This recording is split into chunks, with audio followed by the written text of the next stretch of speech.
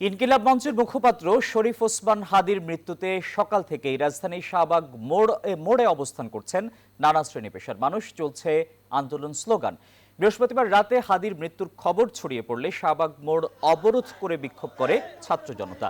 বিক্ষোভ করেন জুলাই মঞ্চের কর্মী সমর্থক ও ঢাকা বিশ্ববিদ্যালয়ের শিক্ষার্থীরা। আন্দোলনকারীরা বলছেন, জুলাই যোদ্ধাদের নিরাপত্তা দিতে ব্যর্থ হয়েছে বর্তমান সরকার। এ সময় বিপ্লবী সরকার গঠনের দাবি তোলেন তারা।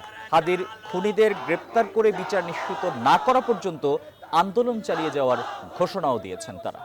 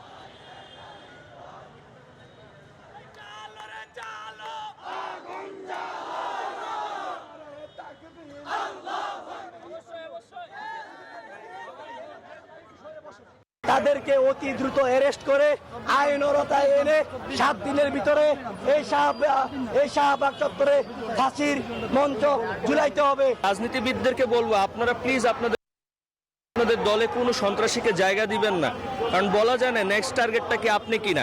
সরকার সেকেন্ডের ভিতরে, মুহূর্তের ভিতরে যে কোনো একটা সিদ্ধান্ত নিতে পারবে দেশের জন্য, দেশের সার্বভৌমত্বের জন্য, সে একটা শক্তিশালী সরকার গঠন করতে চায়।